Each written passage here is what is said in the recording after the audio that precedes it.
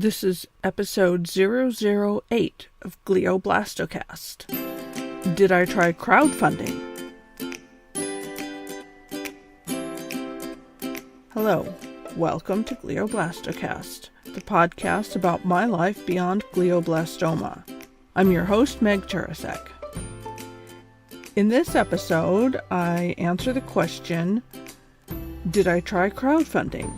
And in my show notes, I'll have a list of tips for running a crowdfunding campaign, including some links to crowdfunding websites.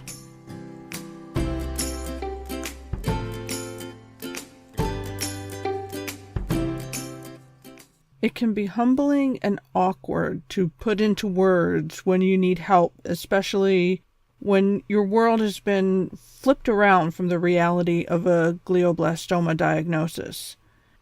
Even with good medical insurance, the financial challenges surrounding glioblastoma can be more than you might be prepared for. Crowdfunding, with many websites dedicated to that, is a fairly easy way to receive donations from family, friends, co-workers, neighbors, former or current classmates, basically people who want to help you with the difficult situation like glioblastoma. But before you set up a crowdfunding website, it's a good idea to discuss this with your tax preparer to be sure that you're not going to have any obligations. Because you can't always prepare for a catastrophic diagnosis and the associated costs, crowdfunding is one option that, if done right, can be very successful. I ran a campaign at the end of 2016. For me, I was fortunate to not have any financial worries regarding my treatment, but there was something that my circle of people could help with. Since having surgery and then going through many weeks of a possible recurrence, I really wanted some family around.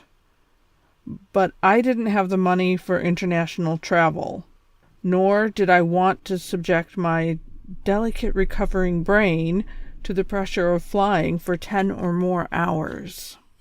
My sister hadn't been to visit me, and we had talked about, someday she'll come and visit.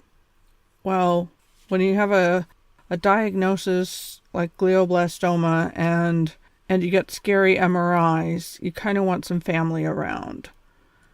So we planned a fundraiser to cover as many costs as possible for my sister to make the trip. She would help me sort out some things, and we would have some fun together. It was actually a twofold treat, as my sister is also a cancer survivor, her challenge being colon and breast cancer, and also being a single mom who hadn't been on a real vacation in years. So this was a really good plan for us. I would get the family support of having my sister visit for 5 weeks, and she would get a trip of a lifetime. So we set up an account with GoFundMe. There are other platforms, but this one was easy and it worked for us. On my show page, I will have my list of pointers to running a campaign, as well as the story we used for ours.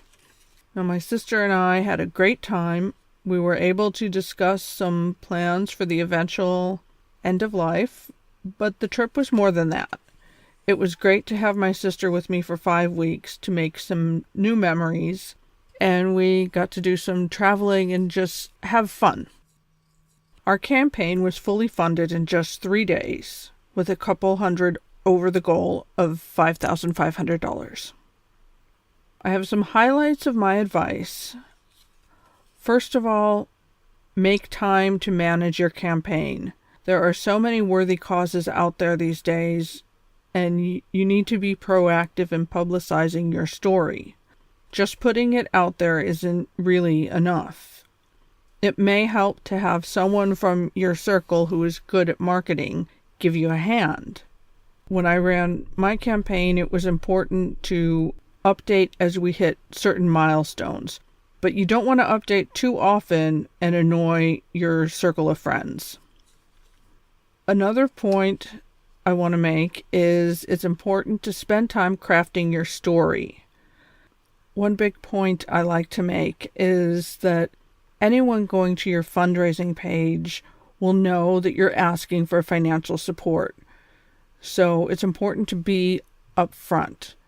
Don't be shy about how much you're asking for and how you will use the donations.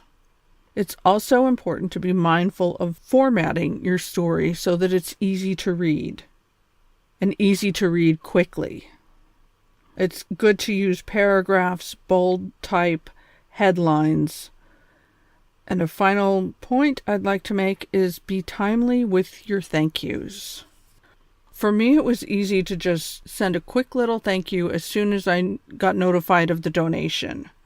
That way I wasn't going to have to do it all at once. If you choose to try crowdfunding, I have one last bit of advice.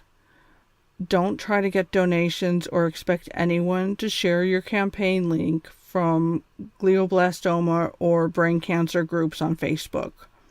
Remember that other members are in a similar situation and likely cannot contribute.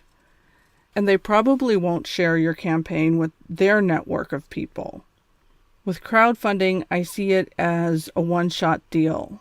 Pretty much you have just one chance to ask. And other glioblastoma patients need to save their asking for themselves if they decide to go the crowdfunding route. Thank you for listening. This has been Glioblast-O-Cast, Episode 8.